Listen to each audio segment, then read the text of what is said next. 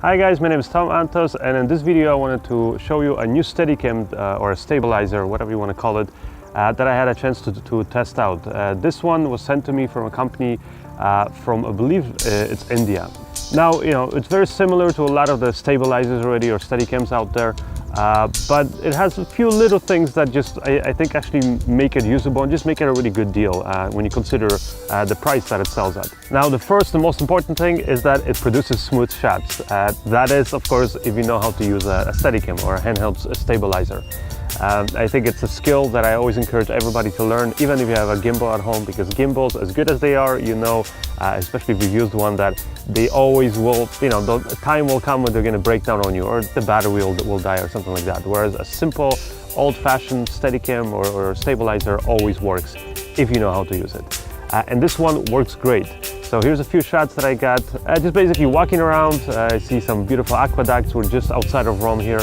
And anyways, as you can see in the shots, the Steadicam works. Now, one of the things that I really like about the Steadicam is its size. That is to say that when you compact it and you kind of put it in its smallest form, it's just small enough to fit in a carry-on luggage, which means that you can take it with you when you're traveling. And for me, that's very important because for the last almost a year, I've been pretty much living out of a suitcase. I've been traveling a lot, and it's something that I can take with me.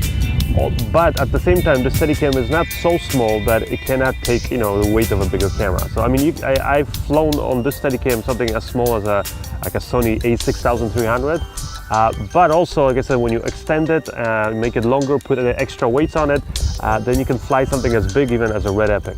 It's also a really good weight, meaning it's not too light, but it is not too heavy either. But what I mean that is, when I say that it's not too light, is that when you have a Steadicam that is too light, basically, it doesn't have enough of its own weight when you're carrying it, then any little thing, like even a bit of wind, is going to throw it off balance, or it's going to basically just move it to left or right, things like that.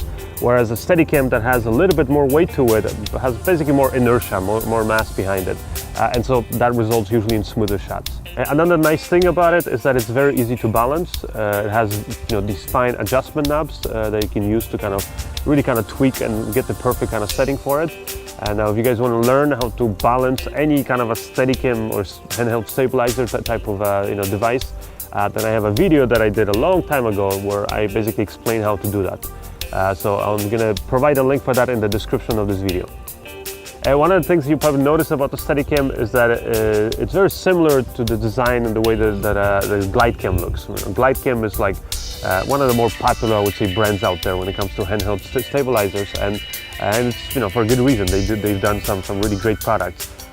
Now, of course, this one is a lot cheaper, but they've I would say, taken some of the better features of the GlideCam and plus we sort of built on top of it. What I mean by that is that one thing that I personally hated about the GlideCam is that you have to buy your own baseplate, like you can like a quick way of attaching and removing the camera on the top, because you do not want to take off the whole cheese plate and attach the camera that way. Whereas with this Steadicam, it actually comes already with the baseplate included, which is really nice. And also if you wanted to, you could get more of those base plates from that company. They're really affordable, and then you can easily swap your camera between the tripod, Steadicam, maybe some other device that you have. And that makes it very easy. Now, if you want, you can actually loosen these four kind of aluminum, sort of silver-looking screws, and then you can remove the cheese plate, and you can still obviously adjust the position of the base plate. But I think having that base plate in there is a lifesaver when you really want to, be able to move quickly, especially if you're doing sort of like, let's say, documentary or live event kind of work, where sometimes you might be on a tripod and then you have to quickly put your camera back on let's say, on a stabilizer and fly with it. So, if you sort of balanced it already, then it's very easy. You put it on that removable base plate, and that's it.